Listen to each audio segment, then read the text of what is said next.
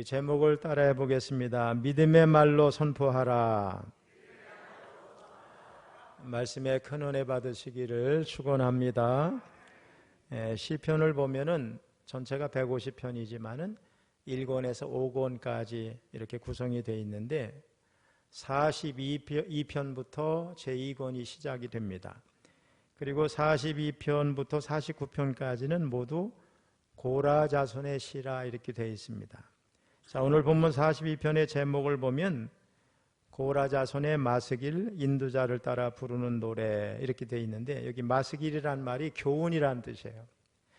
이 시가 굉장히 아름다워서 복음성가 가사로도 불려지고 있는데, 또 시를 보니까 너무 위대해요. 그러니까 이 아름답고 위대한 시가 고라 자손의 교훈시다 이런 뜻입니다. 우리 한번 1절을 읽어보겠습니다. 시작. 하나님이여 사슴이 시냇물을 찾기에 갈급한 같이 내 영혼이 주를 찾기에 갈급하니이다. 아멘. 저도 등단한 시인이지만은 시어가 아름답지를 못해요. 근데 성경을 읽고 또 가끔 시가서나 시편 내용을 보면 어떻게 이런 표현이 나올까 감탄을 하게 되는데, 이거 뭐 복음성가 가사로 많이 알려진 그런 1절 말씀이에요. 자, 그러면 이 고라 자손 시인은 무엇 때문에 그렇게도 갈급하게 주님을 찾는 것일까? 사슴이 시냇물을 찾는 것처럼 그토록 간절히 주님을 찾게 만든 그 갈급함은 어디에서 나오는 것일까? 우리 고라 자손의 이야기는 출애굽 이후에 광야 시절로 거슬러 올라갑니다. 민수기 16장을 보면은 고라 일당이 모세에게 반기를 듭니다. 반역을 합니다. 이 일은 하나님이 세우신 지도자를 멸시하는 일이었습니다. 그래서 모세와 고라 일당 가운데 누가 하나님이 택한 자인가, 누가 하나님이 택한 지도자인가, 누가 거룩하게 구별한 자인가를 하나님이 그렇게 이제 정하실 때 어떻게 했냐, 하나님께서 땅바닥이 이렇게 갈라지게 하셔가지고 고라 일당과 그 집과 그에 속한 사람들이 다 그 땅 속으로 빠져서 죽게 만들었습니다. 그런데 민수기 26장 10절로 11절을 보면 이런 말씀이 나와요. 한번 읽어보겠습니다. 시작. 땅이 그 입을 벌려서 그 무리와 고라를 삼킴에 그들이 죽었고 당시에 불이 250명을 삼켜 징표가 되게 하였으나, 하나님을 멸시하는 고라 일당의 반역으로 많은 사람들이 죽임을 당했는데 그 중에 살아남은 고라 자손의 후손이 있었다는 거죠. 그러면 이들은 과연 이후에 어떤 삶을 살았을까? 아마도 고라 자손은 이 사건 이후로 반역자의 가문이다 이런 딱지를 붙이고서 평생을 숨죽이는 것처럼 그렇게 고통 속에 살았으리라고 생각합니다. 같은 이스라엘 공동체 안에서도 멸시와 손가락질과 무시를 당하고 네가 믿는 하나님은 어디 있어? 자, 이렇게 모욕과 함께 늘 지지군도 찌그러져 살아야 됐을 거예요. 생각해 보세요. 하나님이 세우신 위대한 지도자, 출애굽의 지도자 모세를 거역하고 당을 지었다가 일가족 재물 다 땅속으로 이제 막 파묻혀서 다 죽는 그런 역사를 이스라엘 백성이 다 알았으니 고라 자손의 후손하면 아유 저 반역자의 가문 이렇게 얘기를 했을 거라는 거죠. 우리 3절을 한번 읽어보겠습니다. 시작. 사람들이 종일 내게 하는 말이 네 하나님이 어디 있느냐 하오니 내 눈물이 주야로 내 음식이 되었도다. 어쩌면 고라 자손 시인이 이 시를 썼을 때는 남유다가 바벨론에 의해서 망하고 수많은 유대인들이 포로로 잡혀갔을 그런 시기였을 수도 있어요. 그렇다면 바벨론에 끌려간 이 고라 자손들이 이방인들에게 조롱을 받으면서 이 시를 썼을 수도 있겠죠. 이방인들이 하는 말을 들었다는 거죠. 네 하나님이 어디 있느냐? 저 바벨론의 위대한 저 신들을 봐라, 신상을 봐라. 뭐 고대 근동에서는 전쟁에서 이기면 그 신이 졌다고 생각을 했으니 너희 신이 어디 있어? 우리 신에게 졌잖아. 막 이렇게 조롱을 받는 상황을 생각해 볼 수 있어요. 이런 상황에서 고라 자손이 피하여 숨을 곳은 오직 하나님의 품밖에 없었다는 거예요. 하루에도 여러 번 낙심과 불안 속에 두려워 떨며 살아야 됐고 어느 누구도 그들을 위로해 줄 수가 없었어요. 위로해 주지도 않았어요. 그렇지만 그들은 놀랍게도 그때마다 스스로에게 어떻게 말했는가? 놀랍죠. 우리 5절을 한번 읽어보겠습니다. 시작. 내 영혼아 네가 어찌하여 낙심하며 어찌하여 내 속에서 불안해하는가? 너는 하나님께 소망을 두라. 그가 나타나 도우심으로 말미암아 내가 여전히 찬송하리로다. 이것도 복음성가로 만들어졌어요. 앞으로 한번 불러볼래요, 나중에. 자, 여기 보면 고라자손 시인이 자기 자신에게 믿음으로 명령을 하고 있어요. 아니, 자기 마음대로 자기 마음을 어찌할 수 없으니 스스로에게 선포하고 있는 거죠. 내 영혼아 낙심하지 말라, 불안해하지 말라. 오직 너는 하나님께 소망을 두라. 하나님이 도와주시리라. 이것이 시인이 낙심과 불안을 잠재우고 다시 일어서는 방법이었어요. 사람은 누구나 삶의 여정에서 수많은 괴로움의 골짜기, 재난의 골짜기, 눈물의 골짜기를 지나갑니다. 공부를 많이 한 사람이나 못한 사람이나 또 재물이 많은 사람이나 그렇지 못한 사람이나 권력을 가진 사람이나 그렇지 못한 사람이나 건강한 사람이나 병든 사람이나 다 육적, 심적 고통에서 자유로운 사람이 하나도 없습니다, 여러분. 특별히 우리 현대인들은 갖가지 스트레스로 인해서 많은 고통을 당하다가 마음의 병을 앓게 돼요. 바로 우울증을 앓기도 하고 불면증에 시달리기도 하고 불안장애, 공황장애 이런 것들로 고통을 받아요. 우리 교회 성도들 가운데도 이런 사람들이 많이 있습니다. 어떤 사람들은 거듭난 예수 믿는 사람이 이런 마음의 병 같은 거 겪으면 안 된다 이렇게 얘기를 하기도 해요. 항상 기뻐하고 감사하는 예수 믿는 사람이 어째 이런 병이 걸리는가? 그럴듯한 말이긴 한데 성경을 보거나 예수 믿는 사람들의 경험을 보면 꼭 그렇지만은 않다는 걸 알 수가 있어요. 우선 본문의 고라자손 시인이 불안장애를 겪고 있습니다. 또 위대한 선지자 엘리야는 어땠어요? 바알의 선지자 450명, 아세라 선지자 400명, 850대 1로 갈멜산에서 영적 싸움을 하잖아요. 결국 하나님이 불로응답해 주셔서 크게 승리해서 저들을 다 죽였어요. 그런데 왕비 이세벨이 엘리야를 죽이겠다고 하니까 겁을 먹고 남쪽 멀리 광야로 도망을 갔고 죽음에 대한 두려움으로 낙심해서 절망해서 로뎀나무 아래에서 하나님 저를 차라리 빨리 데려가 주세요. 제 생명을 지금 거두시옵소서. 이렇게 기도하는 모습을 볼 수가 있어요. 우울함과 두려움이 그를 지배했다는 걸 알 수 있습니다. 이런 일들은 성경에만 나오는 얘기가 아니에요. 우리가 좋아하는 찬송가 258장 샘물과 같은 보혈은 이 가사를 쓴 윌리엄 카우퍼라는 분은 심한 우울증에 사로잡혀가지고 평생을 살았어요. 고아원에서 자라면서 힘센 아이들에게 늘 괴롭힘을 당해가지고 성격이 삐뚤어졌고 4번이나 자살을 시도하기도 했어요. 우리가 너무나도 잘 아는 종교개혁자 마르틴 루터도 죽을 때까지 주기적으로 찾아오는 우울증과 싸워야 됐습니다. 그래서 그의 일기를 보면 일주일 이상 죽음과 지옥의 문턱에 있었다 이런 기록들이 나옵니다. 또 19세기 부흥운동에 지대한 영향을 미쳤던 설교의 황제 영국의 찰스 스펄전 목사님 너무 유명하잖아요. 이 목사님도 심한 우울증 때문에 1년에 2-3달을 강단에 서지 못했다는 거예요. 또 서울에 서머나 교회를 담임했던 김성수 목사님이 돌아가셨는데 이분이 좀 많이 알려졌더라고요. 이분이 돌아가신 뒤에 그 교회 교인들은 새로운 목사님을 청빙하지 않고 몇 년 동안 이 목사님이 했던 영상을 보면서 설교를 들었어요. 예배를 드렸어요. 설교를 잘 하셨던 것 같아요. 근데 그 목사님이 우울증 때문에 자살을 했다는 것이 드러났습니다. 사실 이 목사님 말고도 우울증으로 인해서 자살한 목사님이 얼마나 많아요. 몇 년 전에 우리 후배도요 철원 지역에서 목사님이 그랬잖아요. 안타까운 일이 있잖아요. 목사님들도 우울증에 걸리나요? 이렇게 물으실 수 있어요. 그런데 성령으로 충만하다면 우울증은 사라져야 된다 이렇게 말하기는 쉽지만 오히려 그렇게 말하는 사람들 때문에 더 고통을 받는 사람들이 많아요.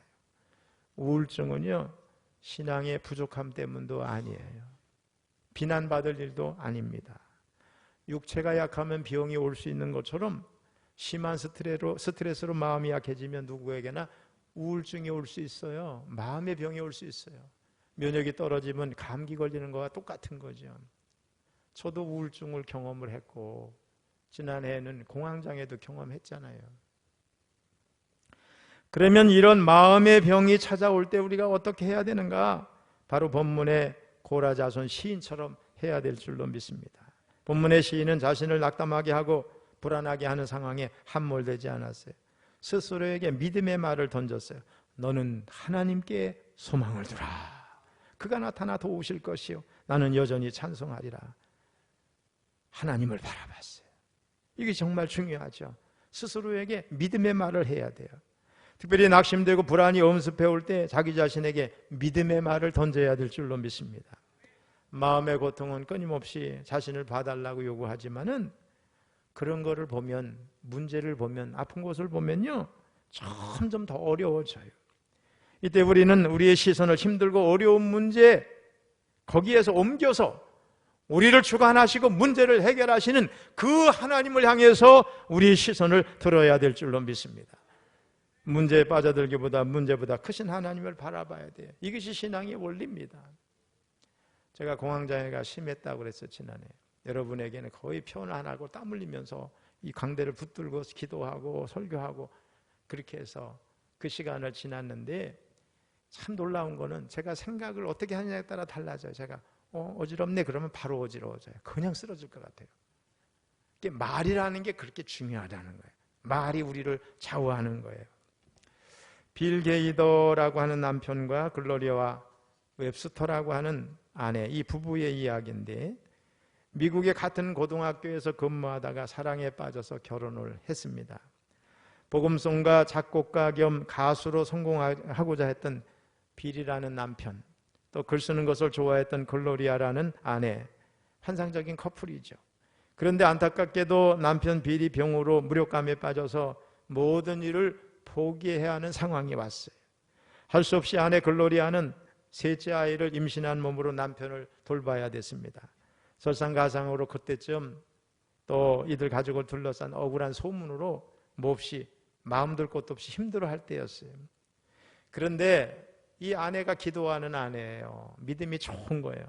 새해를 맞이하던 시간에 거실에 앉아서 하나님의 말씀을 펴놓고 묵상하는데 하나님의 임재를 경험하게 됐어요. 하나님을 만나는 체험을 하게 됐어요. 그 순간 마음의 평화가 확 밀려오면서 성령께서 귀에 속삭이듯이 가사를 알려주는 거예요. 그 가사를 글로 이렇게 적었어요. 그리고 남편에게 막 소리를 칩니다. 여보, 하나님이 내게 말씀을 주셨어요. 당신이 한번 곡을 만들어 봐요. 그래서 그 결과 불멸의 가스펠 복음송가로 불려지다 이제 찬송가 안에 들어왔어요. 살아계신 주 찬송가 171장이 그거예요. 우리 후렴만 한번 불러볼까요? 살아계신 주 나의 참된 소망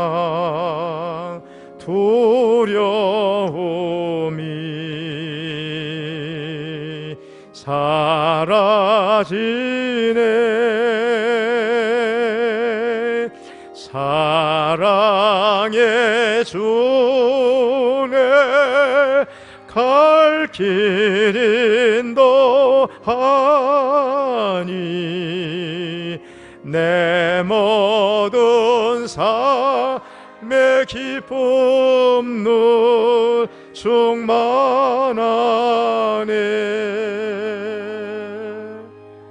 이게 성령께서 알려주신 가사야.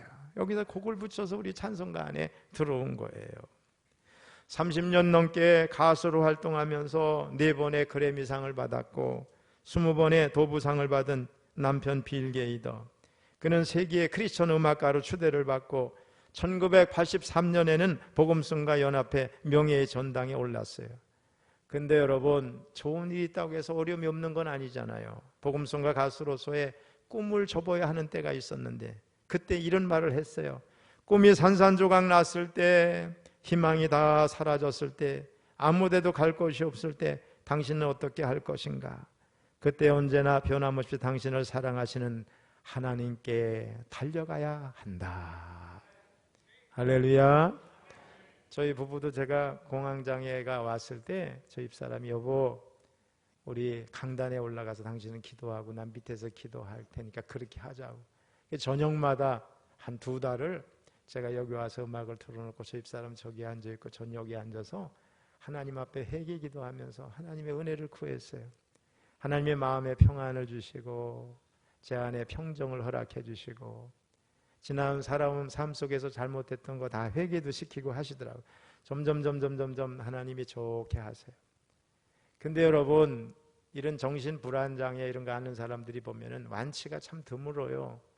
하나님이 싹 고쳐주시지 않으면 쉽지 않은데 자기에게 어떤 말을 하느냐가 중요한 거예요. 그때 믿음의 말을 하면 다 이겨내는데 믿음 없는 말을 하면 그게 다시 나타나는 걸 우리가 볼 수가 있어요. 대부분의 사람들의 삶이 불행한 것은 자기 자신에게 믿음으로 말하는 대신에 자기가 자신에게 믿음 없는 말을 해서 부정적인 말을 자기가 듣기 때문에 문제가 발생하는 거죠. 우리는 본문의 시인에게서 배워야 합니다. 본문의 시인은 어떻게 했느냐? 스스로에게 선포했어요. 내 영혼아, 네가 어찌하여 낙심하느냐? 불행하게 생각하느냐? 왜 불행한 마음을 갖느냐? 너는 하나님께 소망을 두라. 사람의 혀를 보면 그 사람의 건강을 알 수 있다고 그래요. 혀가 밝은 분홍색이면 아주 건강하고, 혀가 지나치게 붉고 부어 있다면 열이나 감기 등 호흡기 질환의 가능성이 있는 거죠. 혀가 노란색이면 간질환, 소화기 질환이 의심이 되고, 보라색이면 저혈압, 또 혈액순환 장애, 호흡기 질환일 수 있어요. 혀의 색깔이 너무 연하면 빈혈을 의심해 볼 수 있어요. 이게 다 건강 상태가 혀로 다 나타난다는 거예요. 혀가 건강해 온몸이 건강합니다. 마찬가지로 어떤 사람의 말은 그 사람의 영적인 상태를 보여주는 거예요. 그래서 말이 건강한 사람이 영적으로 건강한 사람이에요. 여러분, 어떤 사람은 잘 될 거야. 건강하시죠? 좋으시죠? 우리 하면 됩니다. 이렇게 하는데 어떤 사람은 자꾸 비비 꼬는 말을 하고 부정적인 말을 하고 그런 사람이 있어요. 그 사람의 삶이 그래요. 자, 한번 따라해서 우리 인생은 말대로 된다. 맞습니다. 과거의 말이 나를 만든 거예요. 오늘의 나를. 오늘의 말이 나의 미래를 만들게 될 줄로 믿습니다. 물론 내가 무심코 던진 말이 내게 올무가 되기도 해요. 내가 절망하는 말을 내게 하면 그 말에 내가 붙들리는 거예요. 여러분, 오래 장수하고 싶으시죠? 120세까지 건강하게 사시기 바랍니다. 얼마나 좋은 말이에요. 나는 그냥 죽을 것 같아. 얼마 못 살 것 같아. 오래 넘기지도 못하고 죽을 수도 있어요. 어느 목사님이 이게 송구영신 예배 드릴 때 기도의 제목을 써내라 그랬더니 그 성도님 중에 한 사람이 나는 몸이 약해서 올해를 넘기지 못할 것 같다 그렇게 썼더래요. 근데 연말이 돼서 보니까 그 사람이 죽었더래. 그러므로 우리는 부정적인 말, 절망적인 말을 해서 거기에 붙들리면 안 될 줄로 믿습니다. 본문의 시인처럼 믿음의 말을 선포해야 돼요. 한번 때 너는 하나님께 소망을 두라. 할렐루야. 우리 사랑하는 성도 여러분, 대화는 다른 사람하고만 하는 게 대화가 아니에요. 자기 자신과 대화하는 셀프 토크가 있어요.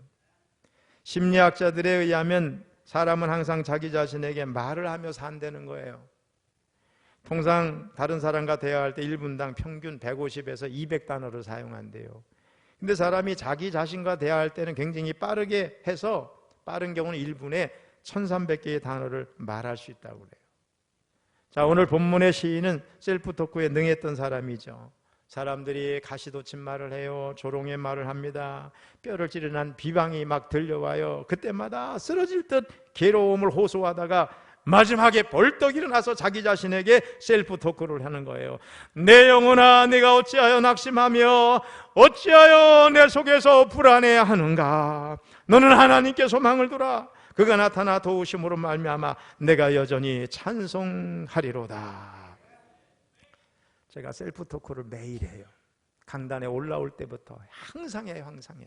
제가 살아가는 일어서는 방식이에요. 여러분. 우리는 셀프 토크의 중요성을 잊지 말아야 될 줄로 믿습니다.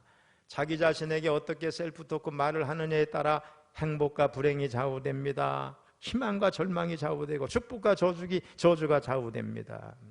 한번 이렇게 X자로 가슴에 손을 얹어보세요.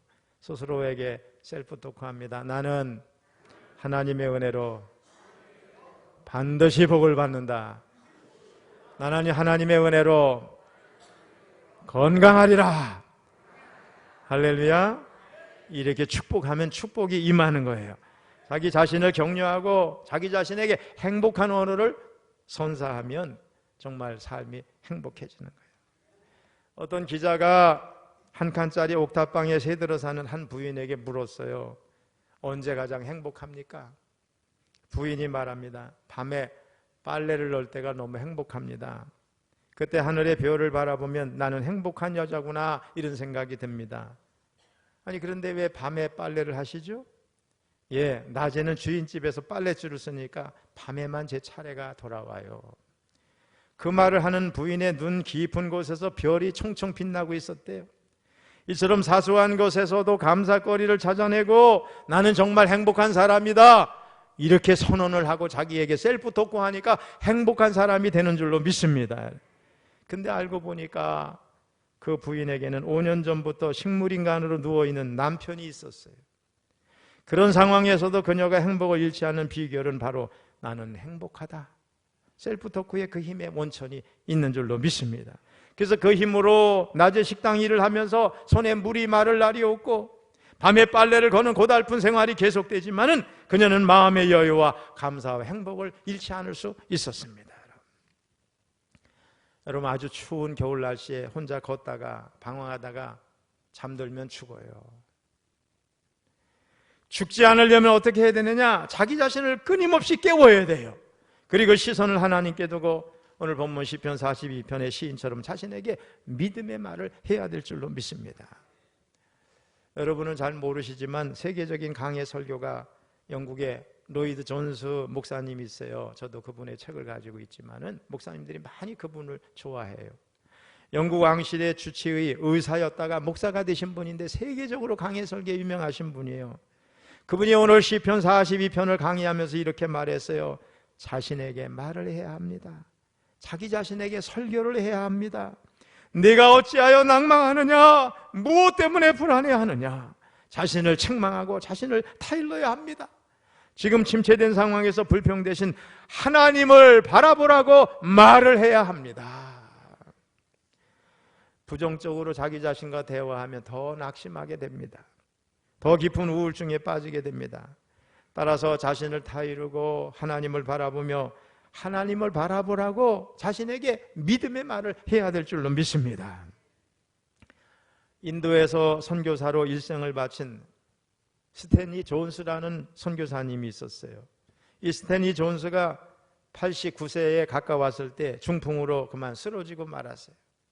수개월 동안 자리에서 일어나지도 못하고 말도 못했어요. 그분이 하루는 자기를 간호하는 간호사에게 이런 부탁을 했어요. 나의 온몸이 마비되고 또 말을 할 수가 없으니 앞으로 내가 아침에 잠에서 깨어나면 나를 대신해서 이렇게 말해주세요. 어떻게 말을 할까요? 나사렛 예수의 이름 명하노니 일어나라 이렇게 말해주세요. 그러자 이튿날 아침부터 매일 스탠리 존스가 잠자리에서 눈을 뜨는 순간 간호사가 찾아와서 나사렛 예수의 이름을 명하노니 일어나라 이렇게 선언합니다. 그럼 그 목사님은 아멘 이렇게 화답을 했어요. 주위 사람들이 그걸 보고 웃습니다. 뭐 저렇게 한다고 병이 낫는가. 그러나 스탠리 존스는 살아계신 하나님의 능력을 믿었습니다. 하나님의 사랑을 믿었습니다. 자기가 선언하는 말 속에 주님의 능력이 나타날 것을 믿었습니다. 그래서 언제나 아멘 하고 대답을 했습니다. 어느 날 병이 아직 낫지 않은 상태에서 인도의 히말라야 산지로 휴양을 갔어요. 그곳에 가서도 간호사들에게 부탁하고 자기 자신에게도 그래서 늘 예수의 이름을 명하노니 일어나 걸어라 이렇게 되풀이하면서 명령을 했어요.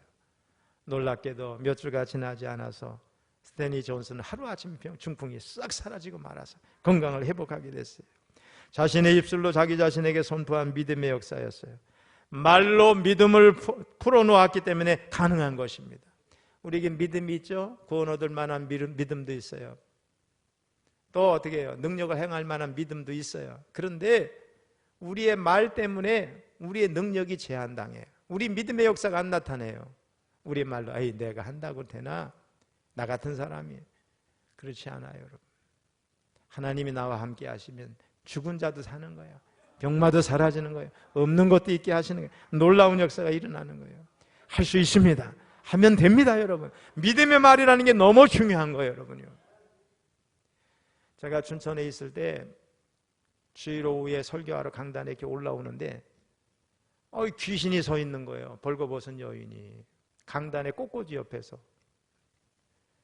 그 시간이 너무 짧아서 제가 그냥 순간적으로 마귀야 물러가라 이렇게 하면서 그랬더니 저를 눈을 확 흘리고 사라지는 거예요. 나중에 알고 보니까 교회 어떤 여자 집사님이 꽃꽂이를 했어요. 믿음이 좋은 줄 알았어요.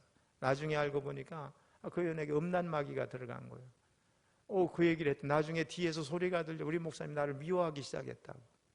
저 집사람도 여기 있잖아요. 그 선교에서 어디 여행을 가면은요, 내 나이벌도 같이 가느냐고 묻는데 사람들이 그게 무슨 뜻인지 몰랐대. 나중에 알고 보니 어느 날 이렇게 사라졌어요. 그래서 제가 거의 그 다음부터 강단에 올라갈 때 주의 정에 올라간다 마귀야 물러가라 이렇게 올라간 적이 있어요. 여러 번 그랬어요. 여러분 우리 입이라는 게 우리 입술의 명령이 너무너무 중요한 거예요. 여러분 자신에게 믿음의 말을 선포하시기 바랍니다.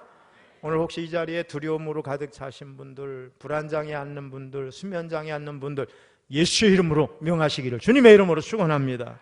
그래서 오늘 본문의 시인처럼 스텔리 존슨 목사님처럼 믿음의 말로 선포해서 기적의 역사를 경험하시기를 주님의 이름으로 축원합니다.